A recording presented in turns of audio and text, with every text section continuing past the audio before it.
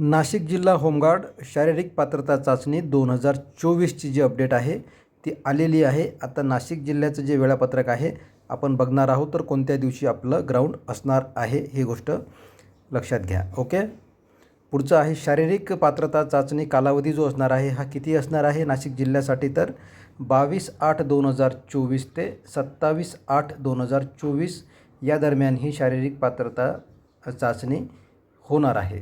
Okay, 22/8/2024 ते 27/8/2024। त्यानंतर बघा ठिकाण कुठं असणार आहे, तर पोलीस अधीक्षक नाशिक ग्रामीण आडगाव या ठिकाणी हे ग्राउंड होणार आहे, ही गोष्ट लक्षात घ्या।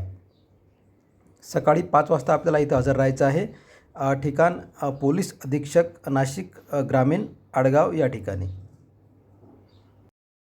त्यानंतर बघा नोंदणी क्रमांकानुसार 22/8/2024ला कोणत्या विद्यार्थ्यांना बोलवलेलं आहे, तर नाशिक शहरातले जे पुरुष उमेदवार आहेत ज्यांचे नोंदणी क्रमांक 32 ते 5229 दरम्यानचे आहेत त्यांनी 22/8/2024 इथं या तारखेला हजर राहायचं आहे। त्यानंतर 23/8/2024ला कुणाला हजर राहायचं आहे, तर नाशिक शहर पुरुष उमेदवार ज्यांचे नोंदणी क्रमांक 5234 ते 11,289 आहेत असे सर्व उमेदवार या ठिकाणी हजर राहायचे आहेत। किती तारखेला, तर 23 तारखेला। बघा 22 आणि 23 ह्या दोन डेट आहेत। नाशिक शहर पुरुष 32 ते 5229 आणि 23/8/2024ला नाशिक शहर पुरुष 5234 ते 11,289 ज्यांचे नोंदणी क्रमांक आहेत असे सर्व उमेदवार। ओके, त्यानंतर 24/8/2024ला कुणाला हजर राहायचं आहे, तर इगतपुरी व सिन्नर या ठिकाणचे पुरुष।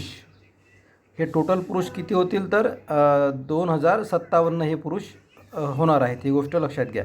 24/8/2024 इगतपुरी व सिन्नर येथील पुरुष यांनी इथं नोंदणी क्रमांक दिलेले नाहीत, परंतु जे युवक इगतपुरी आणि सिन्नर हे ज्यांनी पोलीस स्टेशन निवडलेलं आहे त्या सर्वांना इथं हजर राहायचं आहे, ही गोष्ट लक्षात घ्या। त्यानंतर आहे 26/8/2024ला जे निफाडचे पुरुष आहेत, निफाड ज्यांनी पोलीस स्टेशन निवडलेलं आहे त्यांनी हजर राहायचं आहे 26/8/2024 या तारखेला। ते उमेदवार असणार आहेत 1537 उमेदवार असणार आहेत। मला वाटते निफाडसाठी महिला अनुशेष या ठिकाणी नाही आहे। ओके, काही हरकत नाही। 24/8/2024 इगतपुरी व सिन्नरचे पुरुष उमेदवार आणि 26/8/2024ला निफाड येथील पुरुष उमेदवारांनी हजर राहायचं आहे। ओके, त्यानंतर महिला उमेदवाराची अपडेट आहे।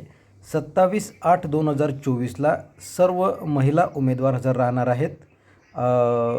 2082 महिला उमेदवार असतील ह्या, तर या सर्व महिला उमेदवारांनी हजर राहायचं आहे। बघा पहिले जे डेट्स आहेत त्या डेटमध्ये त्यांनी महिलेचा उल्लेख कुठंच केलेला नाही, त्या कारणामुळे सर्व महिलांनी नोंदणी क्रमांक तुमचा कोणताही असो या सर्व महिलांनी 27/8/2024ला या ठिकाणी हजर राहायचं आहे, या ग्राउंडवर हजर राहायचं आहे। नाशिक जिल्ह्याची ही अपडेट आहे। एक सांगली जिल्ह्याची सुद्धा एक कमेंट्स आली होती की तो नंबर जो आहे रजिस्ट्रेशन नंबर हा रजिस्ट्रेशन नंबर त्या दरम्यान नाही आहे, तर काहीतरी मिस्टेक असू शकते। सर्व महिला उमेदवार ज्या दिवशी सांगितलेले आहेत त्या दिवशी सर्व महिला उमेदवारांनी तिथं हजर राहायचं आहे।